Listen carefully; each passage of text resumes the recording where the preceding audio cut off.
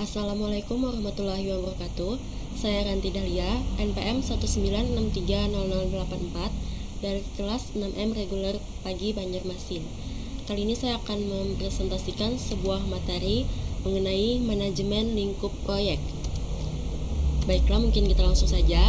Yang pertama, manajemen skop proyek meliputi seluruh proses pekerjaan yang berkaitan dengan proses untuk menyelesaikan tujuan proyek. Dalam manajemen skop proyek biasanya diterapkan pada tahapan inisiasi, planning, dan controlling. Yang pertama, manajemen skop. Manajemen skop pada tahapan inisiasi merupakan tahap permulaan proyek, di mana baik tim proyek maupun stakeholder proyek harus mempunyai komitmen dan kesepakatan yang sama mengenai proyek yang akan dikerjakan. Selanjutnya, identifikasi proyek yang potensial dapat dilakukan secara sistematis melalui 4 langkah.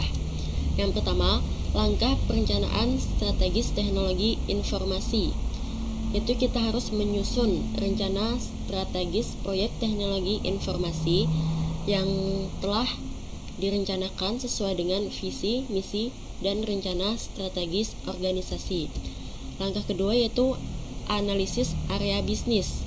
Kita harus melakukan analisis area bisnis untuk menentukan area bisnis manakah yang memerlukan dukungan teknologi informasi, atau area bisnis manakah yang dapat ditingkatkan keuntungannya melalui teknologi informasi. Selanjutnya ada manajemen perencanaan proyek, yaitu kita menyusun proyek-proyek potensial, mendefinisikan skop proyek, manfaat dan batasan proyek berdasarkan analisis area bisnis yang telah dilakukan. Selanjutnya ada alokasi sumber daya. Kita harus memilih proyek dan memetakan alokasi sumber daya yang dibutuhkan sesuai untuk pelaksanaan proyek. Selanjutnya, dalam metode seleksi proyek terdapat beberapa metode yang dilakukan. Antara lain, yang pertama ada kategorisasi proyek teknologi informasi.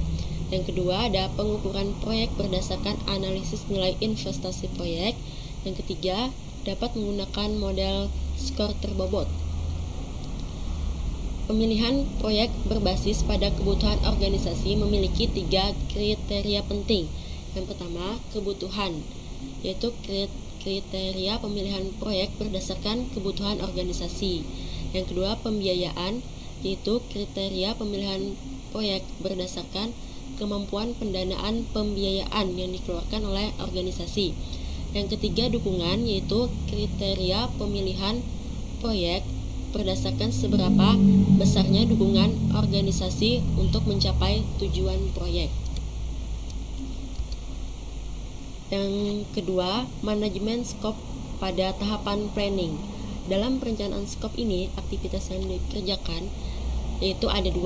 Yang pertama, mendeskripsikan kerjaan utama dari proyek dengan tujuan untuk memberi batasan yang jelas antara pekerjaan mana yang termasuk dan mana yang tidak termasuk dalam proyek yang akan dilaksanakan. Yang kedua yaitu mendeskripsikan kriteria yang harus dipenuhi untuk masing-masing pekerjaan dan rencana pengolahan yang dilakukan untuk menjamin tercapainya kriteria tersebut. Adapun output utama pada perencanaan skop ini berupa pernyataan skop atau scope statement yang menjelaskan secara detail rencana manajemen skop. Mengenai pernyataan skop atau scope statement digunakan untuk mengembangkan dan menjelaskan tentang pemahaman tentang skop proyek. Scope statement meliputi yang pertama ada justifikasi proyek, yaitu menjelaskan kebutuhan tentang pentingnya proyek untuk mendukung proses bisnis. Yang kedua ada deskripsi produk proyek, yaitu berupa ringkasan yang menjelaskan karakteristik produk atau jasa yang akan dihasilkan oleh proyek. Yang ketiga ada ringkasan pengadaan dan pelaksanaan proyek, yaitu berupa dokumen yang berisikan tentang hal yang terkait dengan pengadaan dan pelaksanaan proyek. Dan yang keempat ada faktor-faktor keberhasilan proyek, yaitu berupa faktor yang harus dicapai dalam keberhasilan proyek seperti biaya, seperti biaya proyek, penjadwalan, dan ukuran kualitas. Selanjutnya adalah scope definition. Setelah perencanaan scope selesai, tahapan selanjutnya yaitu mendefinisikan lebih lanjut pekerjaan yang akan dilakukan dan merinci menjadi satu kesatuan pekerjaan.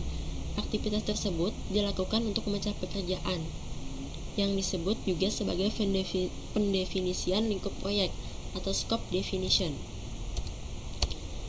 Selanjutnya ada manajemen scope pada tahapan controlling atau yang terakhir, yang ketiga.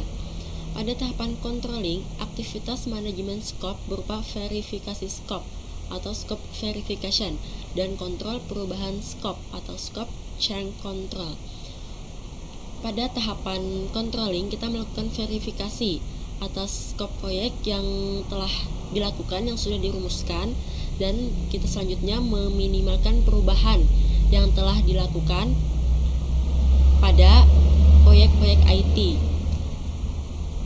Verifikasi scope merupakan aktivitas yang dilakukan untuk memeriksa skop proyek apakah sudah sesuai atau belum dengan tujuan dan spesifikasi pada tujuan proyek yang akan dicapai. Ada cara formal yang dilakukan dengan melibatkan stakeholder untuk memeriksa skop proyek menggunakan dokumen-dokumen spesifikasi proyek yang sudah disusun pada inisiasi proyek. Mungkin itu saja presentasi yang dapat saya sampaikan dalam materi manajemen lingkup proyek. Salah hilapnya saya mohon maaf. Terima kasih. Wassalamualaikum warahmatullahi wabarakatuh.